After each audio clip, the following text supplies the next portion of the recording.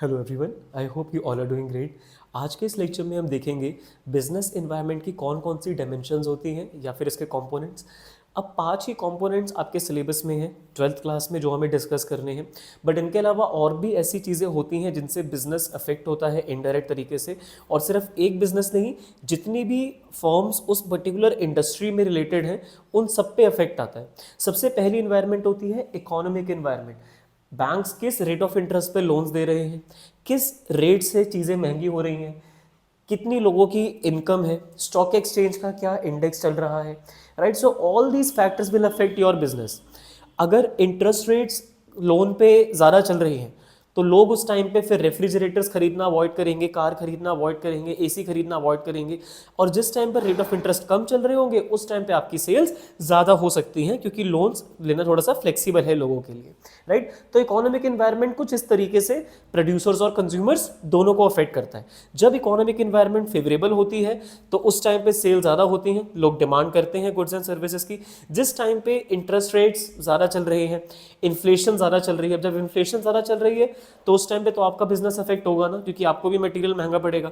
जब आपको मटेरियल महंगा पड़ेगा तो आप उसकी कॉस्ट कवर करने के लिए अपने कस्टमर से ज़्यादा प्राइस चार्ज करोगे, it will affect your sales. So ultimately producer और कंज्यूमर दोनों ही इकोनॉमिक एनवायरनमेंट से अफेक्ट होते हैं, specially business forms. Next environment is social environment. Social environment basically refers to लोगों की क्या प्रेफरेंसेज हैं, क्या टेस्ट है, क्या हैबिट्स हैं सोसाइटी में, अकॉर्डिंगली बिजनेसेस अफेक्ट होते हैं।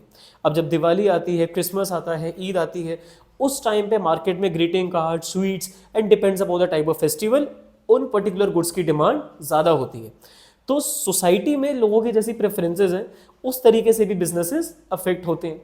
आजकल लोगों में एक फिटनेस का क्रेज है, तो जो लोग fruits, vegetables, juices, protein powder, supplement sell कर रहे हैं उनकी डिमांड भी बढ़ रही है, उनके गुड्स एंड सर्विसेज की डिमांड इंक्रीज हो रही है, क्योंकि अब हेल्थ अवेयरनेस सोसाइटी में इंक्रीज हो रही है। तो वो सोशल एनवायरनमेंट के लिए फेवरेबल है फॉर दोज बिजनेस फर्म्स जो उन प्रोडक्ट्स से डील करते हैं।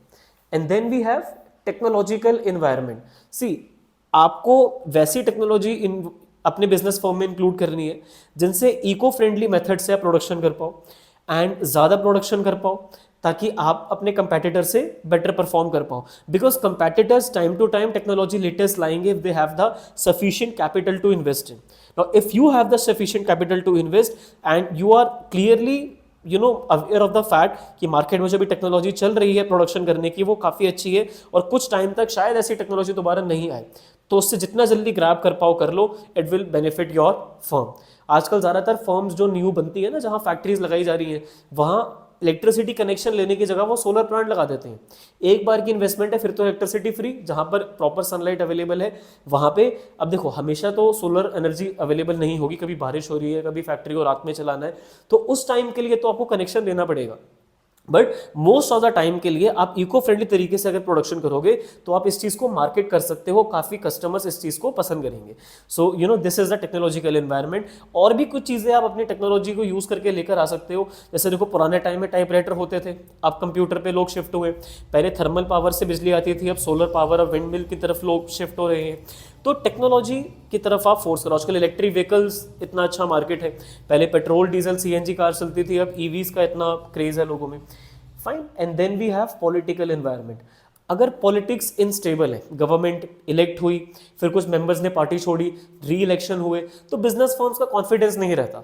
अब नई सरकार आएगी, नए लॉ आएंगे, नए टैक्स रेट्स आएंगे, तो बिजनेस फर्म्स फिर इन्वेस्ट करना अवॉइड करती हैं। मल्टीनेशनल कंपनीज ऐसी कंट्री में बिल्कुल भी जाना पसंद नहीं करेंगी जहां पर पॉलिटिकल इंस्टेबिलिटी, आज गवर्नमेंट आ रही है, फिर गवर्नमेंट जा रही है, फिर आ रही है, तो फिर बार बार उनको टैक्सेस को स्टडी करना पड़ेगा, लॉ को स्टडी करना पड़ेगा। So it's quite important from governments and कि वो अपनी पार्टी को स्टेबल रखे, जितना टेन्योर है वो कंप्लीट करके ही दोबारा इलेक्शन कंडक्ट हो एंड देन वो दोबारा इलेक्ट हो, या फिर जो भी न्यू पॉलिटिकल पार्टी इलेक्ट हो वो जितना हो सके स्टेबिलिटी इंश्योर करके चले। एंड देन ओनली फर्म्स में आपस में कॉन्फिडेंस रहेगा कि अब तो जैसे चल रहा है वैसे है, तो हम ज़्यादा पैसे इन्वेस्ट कर सकते हैं। बट अगर इंस्टेबिलिटी है तो कोई भी अपने पैसे ज़्यादा इन्वेस्ट करने से पहले 10 बार सोचेगा। And then we have legal environment. जिस भी बिजनेस फर्म में आप एंटर कर रहे हो उसके लॉ के बारे में पूरी नॉलेज ले लो, फिर चाहे वो लॉ सेंट्रल गवर्नमेंट के थ्रू बनाया गया है, स्टेट गवर्नमेंट के थ्रू, या सुप्रीम कोर्ट के थ्रू, या नेशनल कोर्ट के through. So you have to be aware of such laws. जो भी मतलब सेंट्रल या स्टेट अथॉरिटीज हैं, those who have framed the laws, तो उनके साथ आपको अबाइड करना पड़ेगा, एंड देन ओनली आपको कोई लीगल प्रॉब्लम नहीं होगी। बिकॉज अगर आप कोई भी लीगल चेंज लेकर आते हो, so ultimately you will have to you are basically inviting government intervention if you are going against the law। अब जितने भी टबेको प्रोडक्ट्स होते हैं उस पर एक it's a very disturbing image जो उन्हें शो करनी पड़ती है, ताकि उसके कंज्यूमर्स को ये रियलाइज हो कि what they are eating might lead to this situation with themselves. जो भी प्रोडक्ट्स के अंदर सोयाबीन के प्रोडक्ट्स होते हैं, मिल्क प्रोडक्ट्स होते हैं, so they have to write it contains milk solids, contains soya, contains nuts, ताकि जो लोग उससे एलर्जेटिक हैं वो लोग उस चीज़ को अवॉइड करें।